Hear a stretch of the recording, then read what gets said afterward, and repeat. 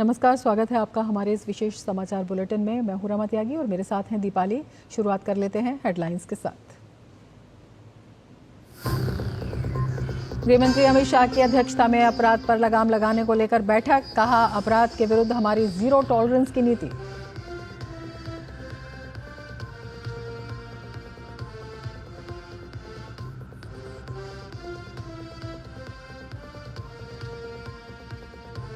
प्रदूषण पर दिल्ली सरकार के जवाब से संतुष्ट नहीं सुप्रीम कोर्ट। दिल्ली में सभी 113 प्रवेश बिंदुओं पर तुरंत चेक पॉइंट स्थापित करने का दिया निर्देश।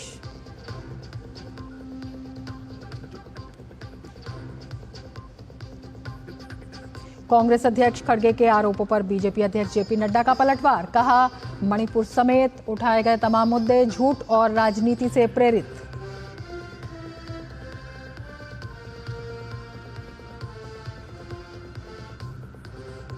भारत सरकार की फटकार के बाद कनाडा के बदले सुर। कनाडा के मीडिया में निज्जर हत्याकांड से जुड़ी खबरों को ट्रूडो ने किया खारिज। कहा, भारत सरकार के खिलाफ कोई सबूत नहीं।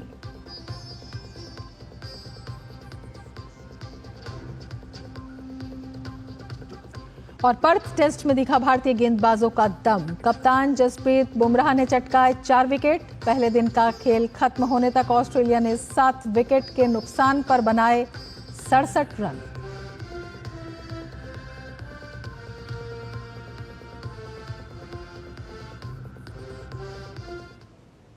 और अब विस्तार से समाचार। केंद्रीय गृह मंत्री अमित शाह ने आज दिल्ली पुलिस के साथ बैठकर कानून व्यवस्था की समीक्षा बैठक की। बैठक में गृह सचिव, डायरेक्टर आईबी, दिल्ली पुलिस आयुक्त सहित अन्य वरिष्ठ अधिकारी मौजूद रहे। बैठक में अधिकारियों को संबोधित करते हुए अमित शाह ने कहा कि अपराध के विरुद्ध हमारी जीरो टॉलरेंस की नीति है, इसलिए दिल्ली की कानून व्यवस्था में किसी प्रकार की कोताही स्वीकार्य नहीं है। हर एक दिल्लीवासी खुद को पूर्णतः सुरक्षित महसूस करे, ये हर दिल्ली पुलिसकर्मी की व्यक्तिगत जवाबदेही है। शाह ने कहा कि अधिकारी नागरिक सुरक्षा से संबंधित महत्वपूर्ण क्षेत्रों में विशेष कार्य योजना बनाकर अभियान चलाएं। लोगों के मन में दिल्ली पुलिस को देखकर सुरक्षा का भाव और अपराधियों में भय का भाव उत्पन्न हो। बच्चे दिल्ली पुलिस की प्राथमिकता में हैं और महिलाओं और वरिष्ठ नागरिकों की सुरक्षा प्राथमिकता में होनी चाहिए।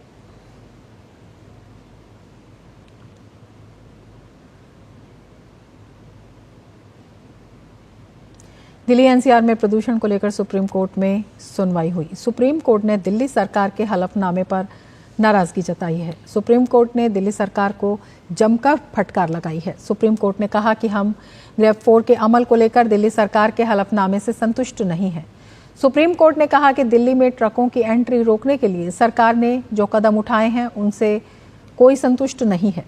सुप्रीम कोर्ट ने सवाल उठाया कि दिल्ली में तकरीबन 100 ऐसे एंट्री पॉइंट हैं जहां कोई चेक पोस्ट नहीं है। सुप्रीम कोर्ट ने कहा कि दिल्ली सरकार ने साफ तौर पर अपने हलफनामे में इस बात का जिक्र नहीं किया कि कितने एंट्री पॉइंट्स पर ऑफिसर तैनात हैं। एमिकस क्यूरी के मुताबिक दिल्ली में ऐसे एंट्री पॉइंट्स 113 हैं, लेकिन दिल्ली सरकार की ओर से कहा गया है कि मुख्यतः 13 जगहों पर निगरानी रखी जा रही है। कोर्ट ने दिल्ली सरकार और दिल्ली पुलिस से कहा कि वो सुनिश्चित करे कि सभी 113 एंट्री पॉइंट्स पर चेक पोस्ट तैनात किए जाएं। सुप्रीम कोर्ट ने कहा कि 13 बार के मेंबर वकीलों ने अपनी इच्छा से कोर्ट कमिश्नर बनने के लिए मंजूरी दी है। ये 13 वकील दिल्ली के अलग अलग एंट्री पॉइंट्स पर जाकर निरीक्षण करेंगे। वो इस बात का निरीक्षण करेंगे कि क्या एंट्री पॉइंट्स पर भारी वाहनों और ट्रकों की पाबंदी के आदेश पर अमल हो रहा है या नहीं।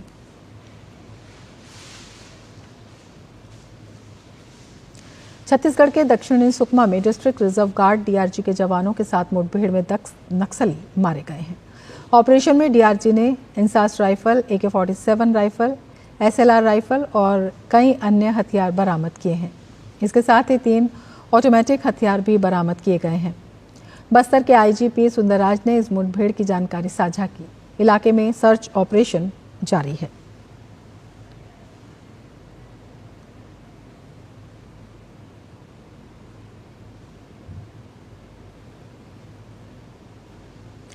मोदी सरकार में पूर्वोत्तर का चहुमुखी विकास हो रहा है। पूर्वोत्तर अब विवादों से मुक्त होकर आकांक्षाओं का क्षेत्र बन रहा है। क्षेत्र में हिंसक घटनाओं में कमी आई है, वहीं क्षेत्र में बड़ी आर्थिक गतिविधियों से पलायन में कमी आई है।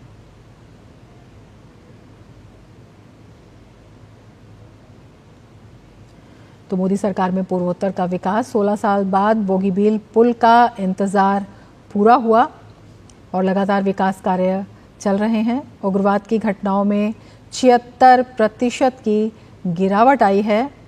तो विकास वहां की प्राथमिकता में है, सरकार की प्राथमिकता में है। आदिवासी असम शांति समझौता 2022 ये भी बेहद अहम कदम उठाया गया। बोडो, नागा, कार्बी, NLFT-SD के साथ शांति समझौता, तो तमाम कार्य किए जा रहे हैं।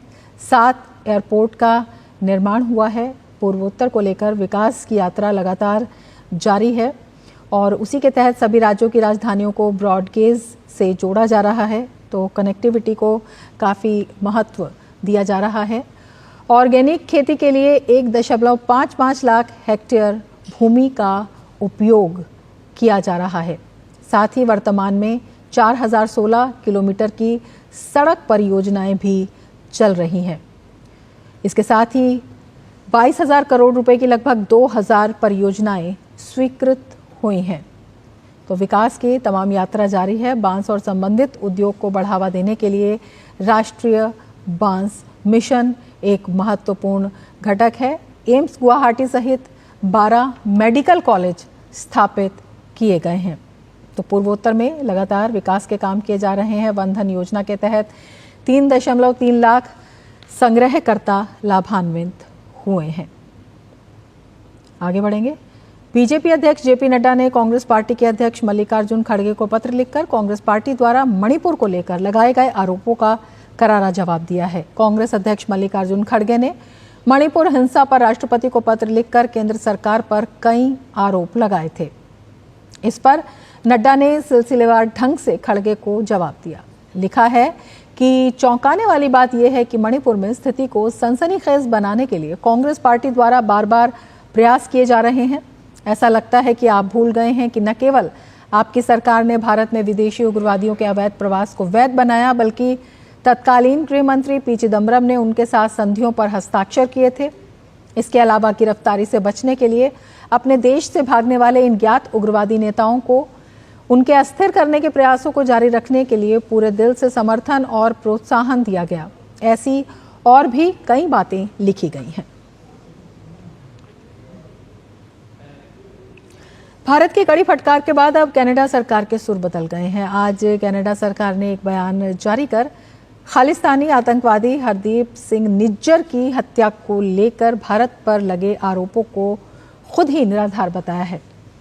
प्रीवी काउंसिल के डिप्टी क्लर्क और प्रधानमंत्री ट्रूडो की राष्ट्रीय सुरक्षा और खुफिया सलाहकार नथाली जी ड्रॉइन ने एक बयान जारी कर कहा कि 14 अक्टूबर को सार्वजनिक सुरक्षा के लिए एक महत्वपूर्ण और निरंतर खतरे के कारण RCMP और अधिकारियों ने कनाडा में गंभीर आपराधिक गतिविधि के सार्वजनिक आरोप लगाने का असाधारण कदम उठाया। कनाडा सरकार ने प्रधानमंत्री मोदी, विदेश मंत्री डॉक्टर एस जयशंकर या NSA डोवाल को कनाडा के भीतर गंभीर आपराधिक गतिविधि से जोड़ने वाले सबूतों के बारे में कुछ नहीं कहा और ना ही उसे इसकी जानकारी है। इसके विपरीत कोई भी सुझाव केवल अटकलें हैं और गलत हैं। कनाडा का ये यू टर्न भारत की कड़ी फटकार के बाद सामने आया है। इससे पहले कनाडा ने PM मोदी और जयशंकर पर निज्जर की हत्या की जानकारी होने का आरोप लगाया था। कनाडा की एक मीडिया रिपोर्ट में इस आशय का दावा किया गया था। कनाडा ने एक अनाम अधिकारी के हवाले से ये रिपोर्ट प्रकाशित की। इस रिपोर्ट के सामने आने के बाद भारत ने इस पर प्रतिक्रिया देते हुए इसकी कड़ी निंदा की थी। भारत ने इस रिपोर्ट को बदनाम करने वाला अभियान करार देते हुए इसकी कड़ी निंदा की थी। आगे बढ़ते हैं। प्रधानमंत्री नरेंद्र मोदी 3 देशों की यात्रा संपन्न कर स्वदेश रवाना हो चुके हैं। PM मोदी नाइजीरिया, ब्राजील और गयाना में कई सम्मेलनों और बैठकों में शामिल हुए। प्रधानमंत्री नरेंद्र मोदी ने 3 देशों की अपनी विदेश यात्रा के दौरान 31 द्विपक्षीय बैठकों और वैश्विक नेताओं के साथ अनौपचारिक वार्ता में भाग लिया। उन्होंने नाइजीरिया में एक द्विपक्षीय बैठक की। ब्राजील में G20 शिखर सम्मेलन के दौरान 10 द्विपक्षीय बैठकें की। इसके बाद गयाना की यात्रा के दौरान उन्होंने 9 द्विपक्षीय बैठकें की। नाइजीरिया में प्रधानमंत्री मोदी ने नाइजीरिया के राष्ट्रपति के साथ द्विपक्षीय बैठक की। ब्राज़ील में प्रधानमंत्री मोदी ने ब्राज़ील, इंडोनेशिया, पुर्तगाल, Italy, Norway, France, Britain, Chile, Argentina और ऑस्ट्रेलिया के नेताओं के साथ द्विपक्षीय बैठकें की। भारतीय जनता पार्टी की नई दिल्ली में एक अहम बैठक चल रही है। बीजेपी के राष्ट्रीय अध्यक्ष JP नड्डा की अध्यक्षता में हो रही इस बैठक में राज्यों के प्रदेश अध्यक्ष और संगठन मंत्री शामिल हो रहे हैं। इस बैठक में संगठन से जुड़े विषयों पर चर्चा की जाएगी। बीजेपी के संगठन का चुनाव होना है, उस लिहाज से ये बैठक अहम है। पार्टी मंडल, जिला और राज्य स्तर पर संगठन के चुनाव को संपन्न कराएगी। आज उसके लिए रूपरेखा पर चर्चा होगी। इन चुनावों के संपन्न होने के बाद बीजेपी अपने नए राष्ट्रीय अध्यक्ष का ऐलान करेगी। उम्मीद है कि अगले साल जनवरी तक बीजेपी के नए राष्ट्रीय अध्यक्ष का ऐलान हो जाएगा। गौरतलब है कि बीजेपी सदस्यता अभियान भी चला रही है। उस अभियान की भी समय समय पर पार्टी नेताओं के साथ समीक्षा होती है। भारतीय जनता पार्टी के राष्ट्रीय महासचिव विनोद तावड़े ने कांग्रेस के राष्ट्रीय अध्यक्ष मल्लिकार्जुन खड़गे, वरिष्ठ कांग्रेस नेता राहुल गांधी और सुप्रिया सुले को मानहानि का लीगल नोटिस भेजा है। विनोद तावड़े ने कहा कि कांग्रेस के नेता मुझे, पार्टी और मेरे नेताओं को बदनाम करना चाहते थे, इसीलिए उन्होंने जानबूझकर मीडिया और लोगों के सामने ये झूठ बोला। तावड़े ने कहा कि कांग्रेस के तीनों नेता सार्वजनिक रूप से माफी मांगे या कार्रवाई का सामना करें। विनोद तावड़े पर महाराष्ट्र में चुनाव से एक दिन पहले मुंबई के एक होटल में मतदाताओं को रुपए बांटने का आरोप लगा था, जिसे उन्होंने खारिज कर दिया था।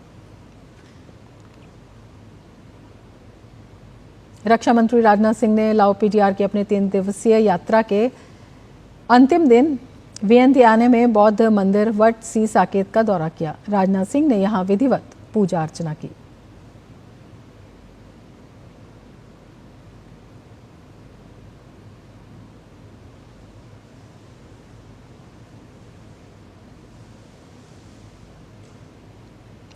दिल्ली में चल रहे भारतीय अंतर्राष्ट्रीय व्यापार मेले में एक से एक बढ़कर एक उत्पाद देखने को मिल रहे हैं। मेले में महिलाएं जहां सौंदर्य उत्पादों की खरीदारी करती नजर आ रही हैं, तो वहीं आयुर्वेदिक फल भी यहां मेले की शोभा बढ़ा रहे हैं।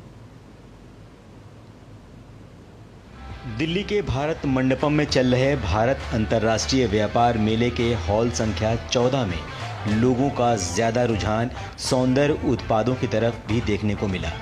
यहाँ लोग जमकर खरीदारी करते नजर आ रहे हैं। मेले में उत्पादों पर कंपनियां छूट भी प्रदान कर रही हैं। हमारी रेंज बहुत रीजनेबली प्राइस्ड है ताकि लोगों की पॉकेट्स में भी अफोर्ड भी हो सके और वो अपना जो सौंदर्यकरण करना चाहते हैं वो भी कर सके। ये मंच बहुत ही अच्छा है। It's a beautiful platform for both the companies as well as the public to see what are the kind of products which are available not only in India but also abroad. रुझान तो अच्छा है, थोड़ा business days मेरे को लगता है कम कर देने चाहिए क्योंकि पब्लिक को ज़्यादा टाइम देना चाहिए।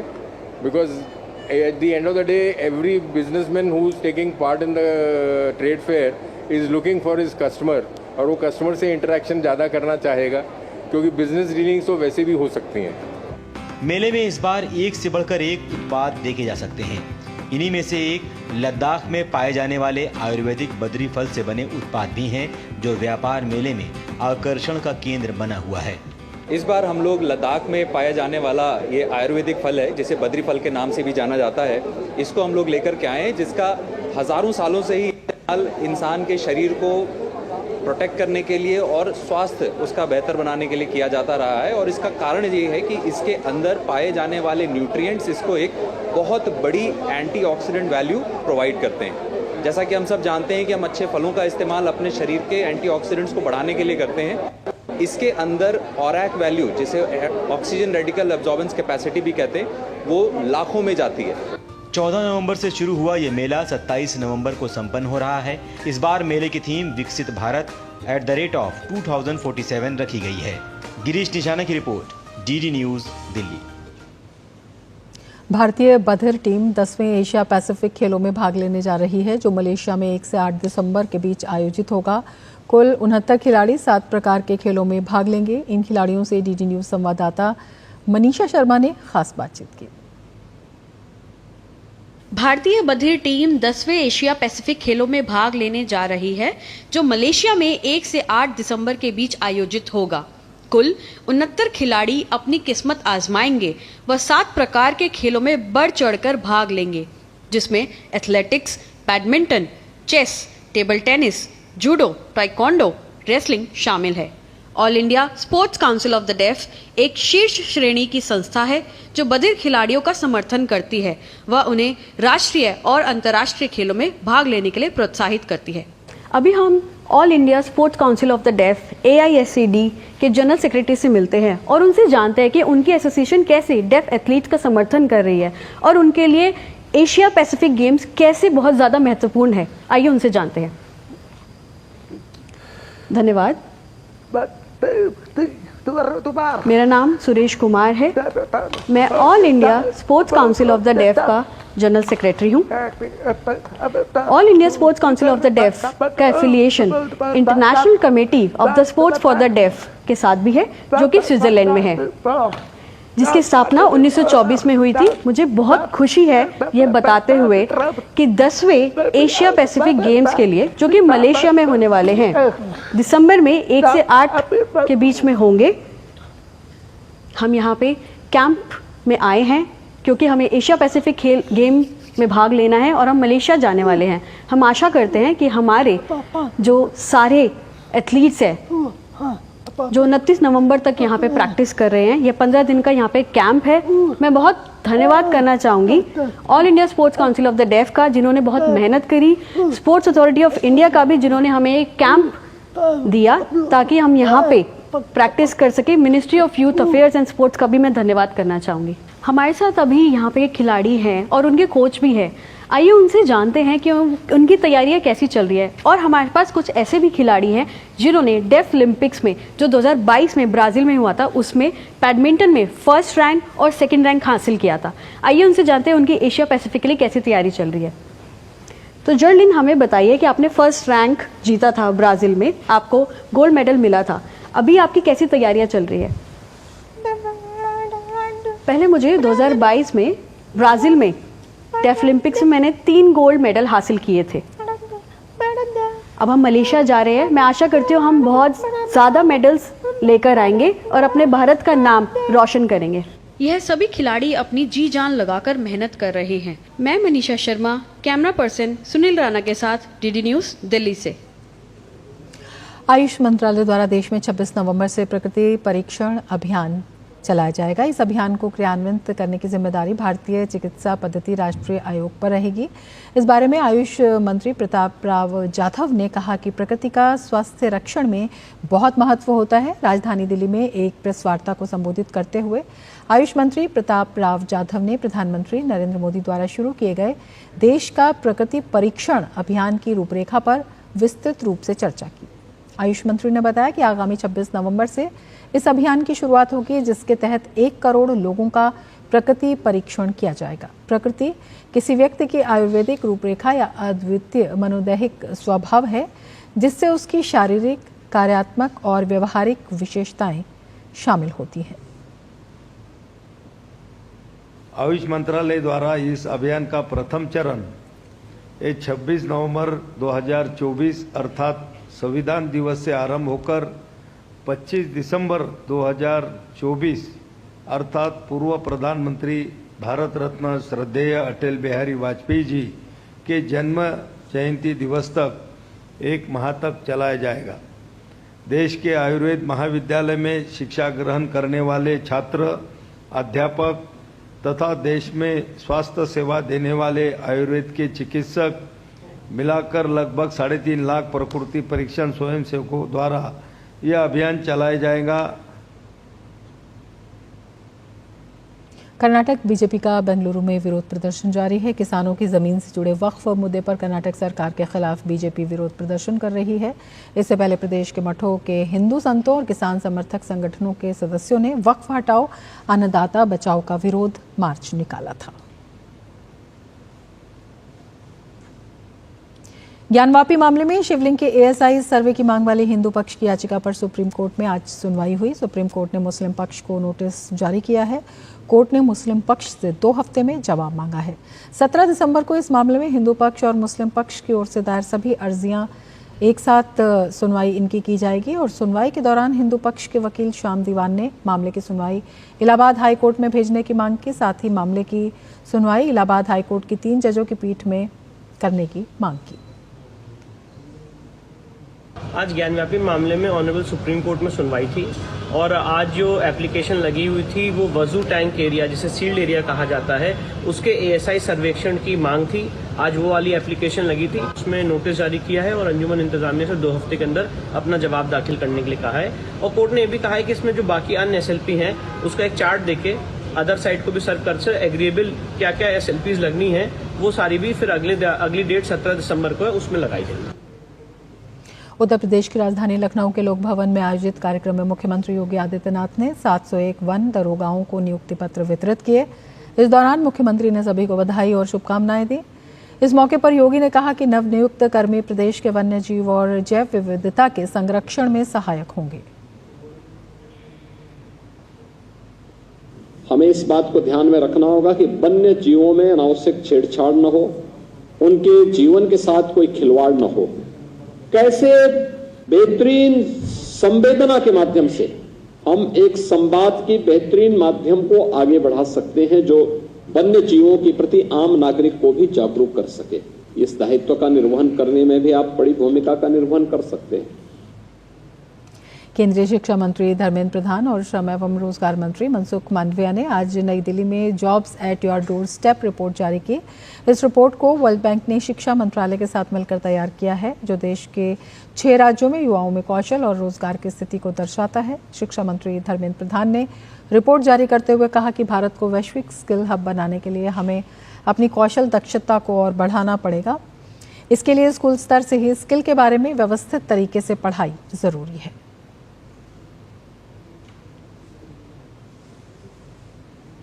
भारत जब एक $5 ट्रिलियन इकोनॉमी की ओर बढ़ रहा है, जब हम विश्व की एक रोबस्ट इकोनॉमी बन चुके हैं, उस समय में हमारी ह्यूमन रिसोर्स के ऊपर, मानव संबल के ऊपर निरंतर स्किलिंग, अपस्किलिंग और रीस्किलिंग की अप्रोच लेके जाना पड़ेगा। और ये जो प्रयास है, प्रधानमंत्री नरेंद्र मोदी जी देश को एक ग्लोबल स्किल हब बनाने की कल्पना रखा है। न केवल हम अपना ही अर्थनीति को मजबूत करेंगे, भारत दुनिया की ग्रोथ की ड्राइवर बनने वाला है, नेतृत्व करने वाला है। उस समय में हम अपना स्किल कैपेसिटी को बढ़ानी पड़ेगी। केंद्रीय श्रम एवं रोजगार मंत्री मनसुख मांडविया ने इस मौके पर कहा कि भारत की अर्थव्यवस्था करीब 8% की दर से विकास कर रही है। ऐसे में बड़े पैमाने पर रोजगार सृजन होना स्वाभाविक है। जिस देश में इकोनॉमी ग्रो कर रही हो, 8% के रेट से जिस देश की इकोनॉमी ग्रो करती है, उसका मतलब यह हुआ कि सर्विस सेक्टर ग्रो कर रहा है, उसका मतलब यह हुआ कि एग्रीकल्चर सेक्टर ग्रो कर रहा है, उसका मतलब यह हुआ मैन्युफैक्चरिंग सेक्टर ग्रो कर रहा है। जब एक साथ में ग्रो करेंगे तब आपकी इकोनॉमी 8% से ग्रो करेगी। जिसकी इकोनॉमी ग्रो करती है वहां एम्प्लॉयमेंट जनरेशन स्वाभाविक है। उसके साथ लिंक करके हमें हमारी लैंग्वेज का यूज करना होगा। बॉर्डर गावस्कर ट्रॉफी 2024 का आगाज पर्थ टेस्ट से हो गया है। पर्थ टेस्ट का पहला दिन भारतीय टीम के नाम रहा। टीम इंडिया ने अपनी पहली पारी में 150 रन बनाए। इसके जवाब में ऑस्ट्रेलिया ने पहले दिन का खेल खत्म होने तक 67 रन पर 7 विकेट गंवा दिए हैं। कप्तान जसप्रीत बुमराह के नेतृत्व में भारतीय गेंदबाज ऑस्ट्रेलियाई बल्लेबाजों पर कहर बनकर टूटे। ऑस्ट्रेलिया ने अपने शुरुआती 5 विकेट मात्र 38 रन पर गंवा दिए थे। भारत की ओर से कप्तान जसप्रीत बुमराह ने सबसे ज्यादा 4 विकेट झटके। इसके साथ इस बुलेटिन में फिलहाल इतना ही। नमस्कार।